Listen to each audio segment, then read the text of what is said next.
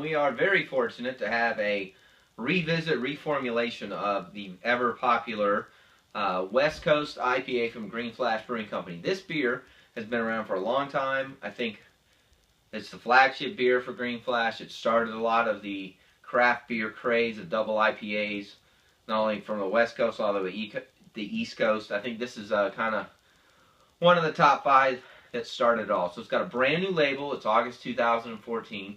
Been told that it's a little bit more grapefruity, just a tad, and ABVs went up a little bit. What's cool about this beer is, if you look on the side of the label here, it says Simcoe, Columbus, Cascade, Centennial, and citrus hops are all in here. Those are probably the most common hops used today in craft beer. However, and this is my opinion, Green Flash West Coast IPA was the first to combine all of them in this fashion to give you an extremely hoppy 95 IBU beer that had a mixture of these very popular hops, but also had a nice kind of fruity background to it. So, don't know what it's what's different here as far as taste, but like I said, that's kind of the background to it. They talk about it as a tantalizing menagerie of hops.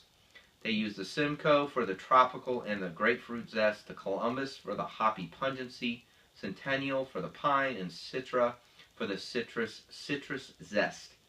Cascade adds a little bit of floral, and it exemplifies the Green Flash spirit of adventure and discovery. So it's going to be available year-round in 22-ounce bottles, kegs, and 12-ounce bottles. This comes in a 4-pack. Well, I live on the East Coast. It's usually, I've never found it, I think, less than 14. I've seen it 14, 15, $16. So they're about $3.50, $4 a bottle. So, talk long enough. Let's try it out. It's just got a really, typically, has a really cool blend of hops, as well as what I was saying earlier, that kind of fruity kind of background to it, but it's just enough to make it a little bit sweet. So this is the color that it was before. It kind of has kind of an orangey color to it. I can already smell the hops, and I'm a good foot away from it. Nice thin white foamy head. It's kind of a thin head though. See, this is why you buy this beer. It smells phenomenal, and it's the Simcoe hops. It's definitely the Centennial hops. Citra hops, I don't think really has as much on the aroma side. Same with Columbus, but it just smells great. It's got hoppy sweetness to it. It's a little cloudy, but I wouldn't say it's extremely unfiltered. So let's see what's different. Woo! Hoppy, hoppy, hoppy. Happy, happy, happy in your mouth. Fills your mouth with hops. Has a nice, and this is why I like this beer. This is why most people like it. You taste hops throughout, and then it has this really, really cool kind of subtle, sweet bang right at the back of your palate. And it goes down very. These things are dangerous, especially because they come in a 4-pack, and they are so easy to drink.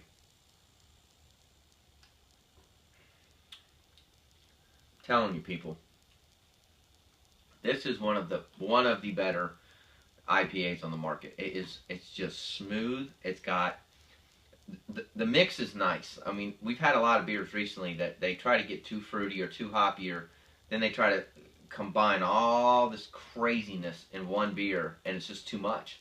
It's not good. This is a great mix of hops, fruits, clean finish, easy drinkability, a little bit of a higher price point, very well worth it. I'm really not sure what they did differently, only because I think it's still awesome. We rate beers on microbeerreviews.com between 1 and 5. I would give this a 5. It's a must-buy. I'd buy it again. It's worth the money. There's nothing wrong with it, in my opinion. I wouldn't fix anything about it.